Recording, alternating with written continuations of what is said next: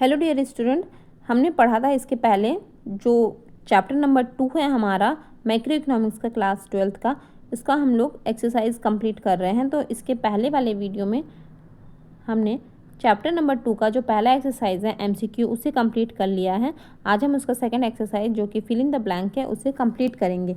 चलिए शुरुआत करते हैं पहले फिल इन द ब्लैंक से। फर्स्ट है हमारा dash goods are those goods which have cross the boundaries line of production and are ready for use by the final user. बताइए, ये तो बहुत ही सिंपल सा सवाल है। यहाँ पर आपको बोला है कि वैसे गुड्स जो कि बाउंड्री को क्रॉस कर सकते हैं, मतलब जाहिर सी बात है कि वो क्या है, अपने आप में कंप्लीट है एंड रेडी फॉर यूज़, है ना। यूज़ करने के लिए क्या है, वो रेडी है। तो जाहिर सी बात है ये तो क्या हो जाएगा, हमारा फाइनल गुड्स हो जाएगा, है ना। अच्छा, ये बहुत मैसी हो गया है लगता है। सेकेंड नंबर देखते हैं।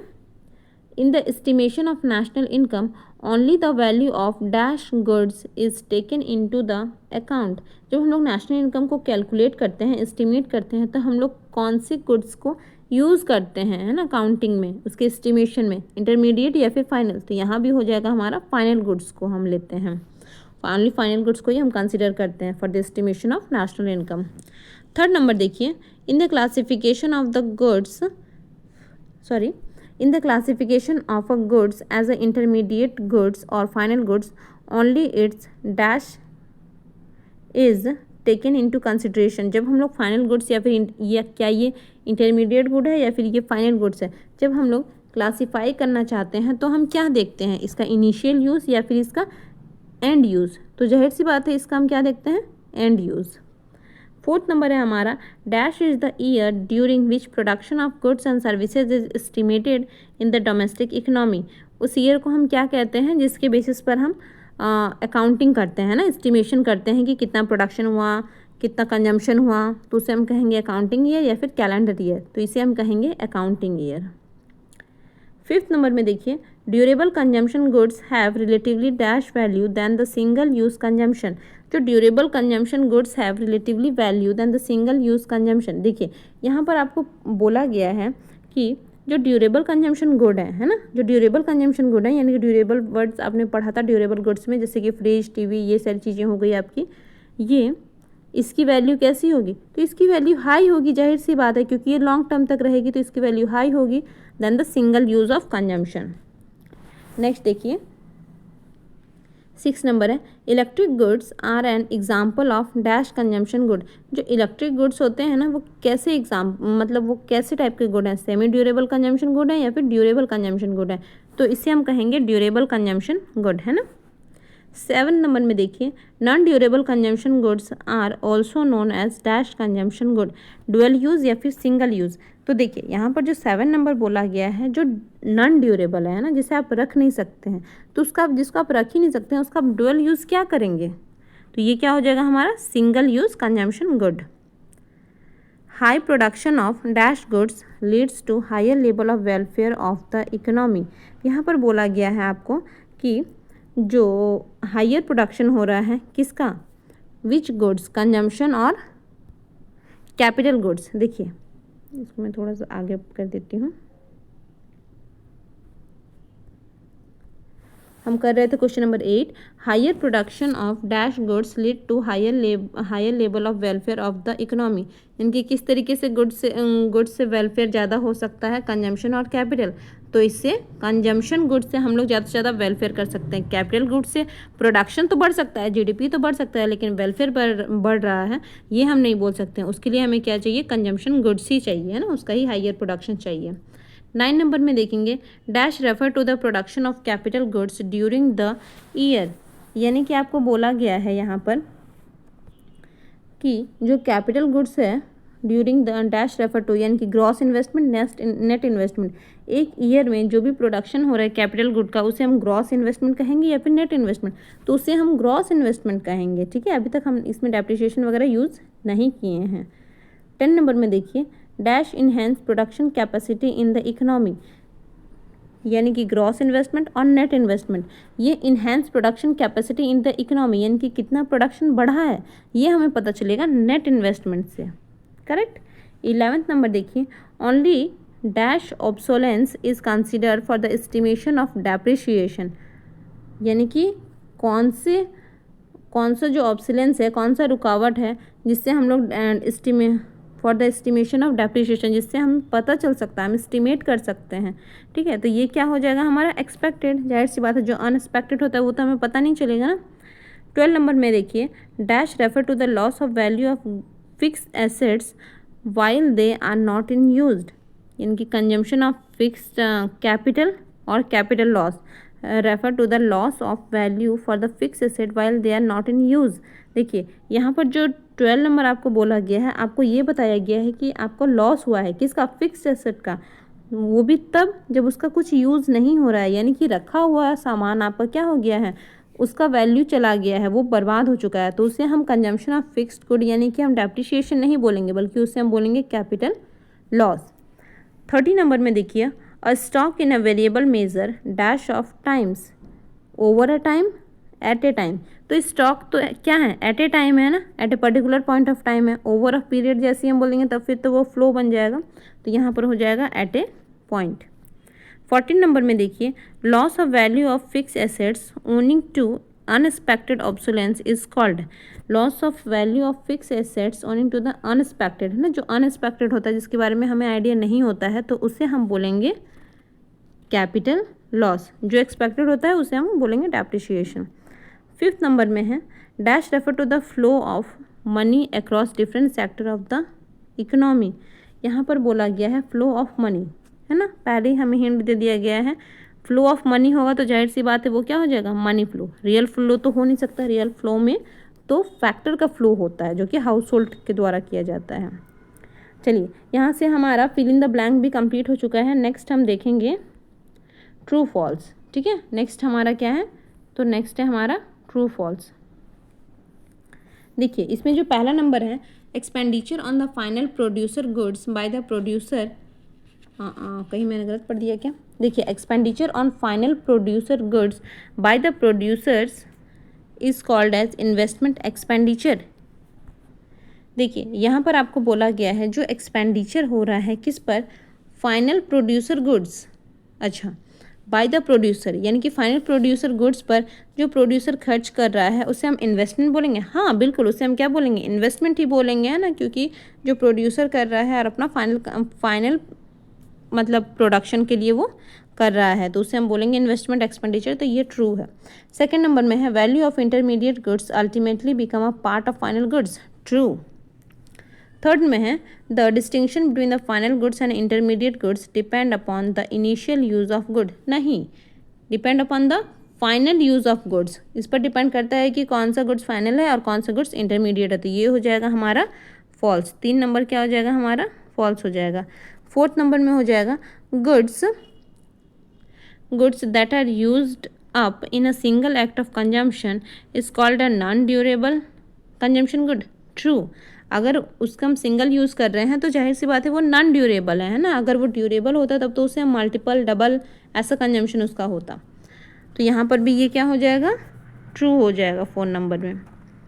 5th नंबर में देखेंगे, inventory investment raises the production capacity of the producer. जो इन्वेंट्री इन्वेस्टमेंट है रेजेज द प्रोडक्शन कैपेसिटी, बिल्कुल ट्रू है ना, अगर आप इन्वेंशन पर इन्वेस्ट करेंगे तो आपको प्रोडक्शन कैपेसिटी तो बढ़ेगी ही। 6th नंबर में देखिए, the stock of raw material is significant because it insure uninterrupted supply of raw material to the producer. फिर से एक बार पढ़ेंगे, the stock of raw material is significant, ठीक है, stock of raw material is significant because it insure uninterrupted supply of raw material to the producer. ये बिल्कुल सही बात है ना। नेक्स्ट देखेंगे, ग्रॉस इन्वेस्टमेंट का मतलब होता है नेट इन्वेस्टमेंट माइनस, नहीं, नेट इन्वेस्टमेंट का मतलब होता है ग्रॉस माइनस डेप्रिसिएशन। नेट का क्या मतलब होता है, ग्रॉस माइनस डेप्रिसिएशन, तो ये गलत है ना। 7 नंबर में क्या हो जाएगा हमारा, फॉल्स हो जाएगा।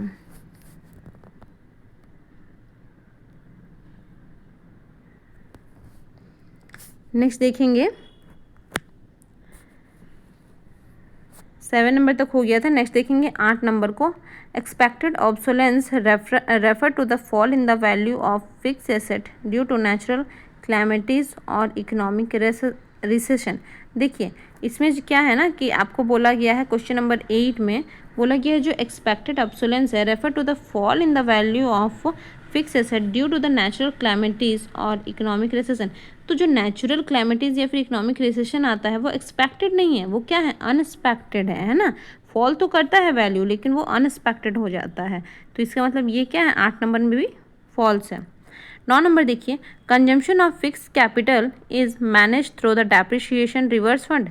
बिल्कुल, हम इसीलिए तो ये फंड बना रहे हैं ताकि हम अपने डेप्रिशिएशन को कवर कर पाए, तो 9 नंबर हो जाएगा ट्रू। 10 नंबर देखिए, a flow is a quantity that is measure at a particular point of time. नहीं, फ्लो का मतलब हो गया over a period of time, particular point of time बात कर देने से तो वो हो जाएगा स्टॉक का, है ना, स्टॉक वेरिएबल हो जाएगा, तो इसका मतलब ये भी क्या हो जाएगा, 10 नंबर भी हमारा हो जाएगा फॉल्स। 11 नंबर देखिए, stock impact the flow. Stock क्या करता है, इम्पैक्ट करता है the flow, greater the stock of capital greater is the flow of goods and services. तो बिल्कुल, जब आपका स्टॉक ज़्यादा रहेगा तो इसका मतलब है कि आप फ्लो भी तो ज़्यादा कर पाएंगे गुड्स एंड सर्विसेज का, तो 11 नंबर हो जाएगा हमारा ट्रू। 12 नंबर देखिए, स्टॉक ऑफ मेन मेड, इसको साफ कर लेते हैं, 11 नंबर है, अच्छा ये 11 नंबर हो गया था, 12 नंबर है, stock of man made goods which are used for the further production is called.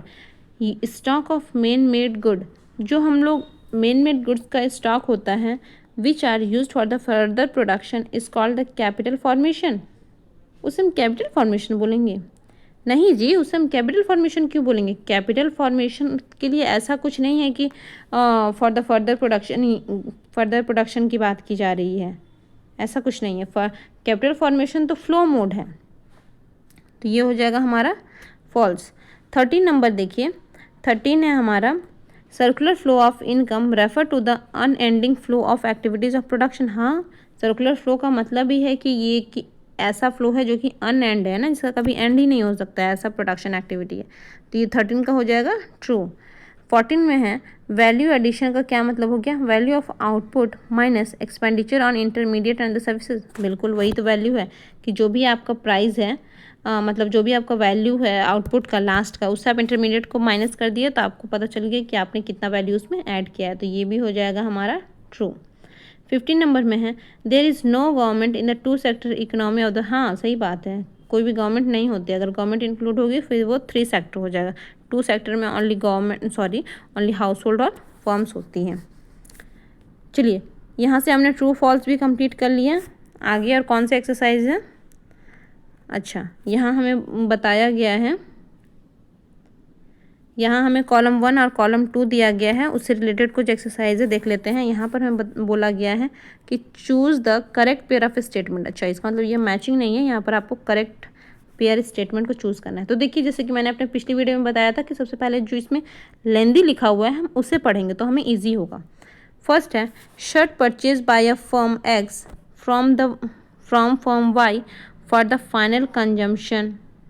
देखिए, shirt purchase by a firm X from the firm Y, तो एक फर्म फाइनल कंजम्पशन क्यों करेगा भाई? हाँ, कोई कंज्यूमर थोड़ी है, उसे तो फर्दर प्रोडक्शन करना है ना, फाइनल कंजम्पशन थोड़ी करना है। सेकंड नंबर में है, तो ये क्या इंटरमीडिएट गुड है? Shirt purchase by a firm from firm Y for the final consumption, उसे हम इंटरमीडिएट कहेंगे? एक मिनट, इंटरमीडिएट गुड्स कहेंगे? तो ये शर्ट तो अपने आप में कंप्लीट है। अच्छा, ये इंटरमीडिएट नहीं हो जाएगी, ये क्या हो जाएगी, ये फाइनल हो जाएगी।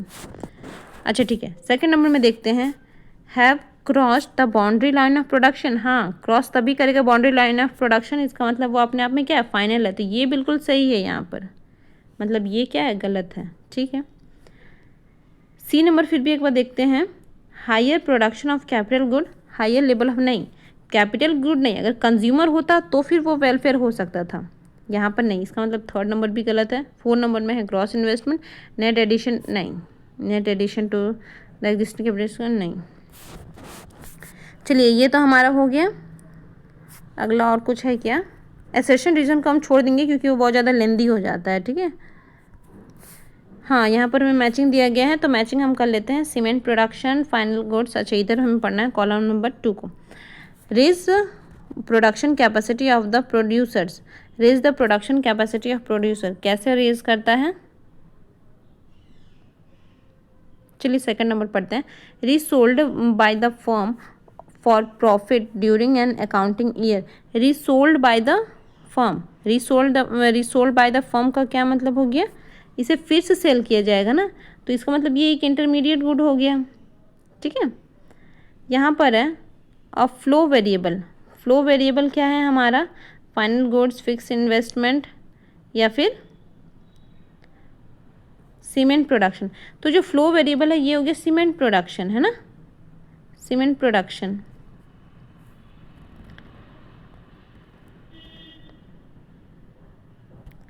डी है हमारा include in the estimation of national product, national अच्छा इंक्लूड होता है मतलब जाहिर सी बात है कि इसका तो क्या हो जाएगा? 4 हो जाएगा, क्योंकि तभी तो वो इंक्लूड हो रहा है नेशनल इनकम के प्रोडक्शन में, मतलब नेशनल जो इनकम बन रहा है उसमें जो एस्टिमेशन हो रहा है उसमें तो हम फाइनल गुड को ही कंसिडर करते हैं, यानी कि बी का हो जाएगा 4 नंबर। तो ये हमारा ए बचा, इसमें मैं थोड़ी सी कंफ्यूज हो रही थी, कोई बात नहीं। चलिए फिक्स्ड इन्वेस्टमेंट क्या है हमारा? Raise the production capacity of the, बिल्कुल आप जो इन्वेस्ट करेंगे उससे आपको प्रोडक्शन कैपेसिटी बढ़ेगा। चलिए तो यहाँ हो जाएगा हमारा 1 का सी, सी यानी कि 3, तो 1 का 3 तो ये भी है और ये भी है, ठीक है।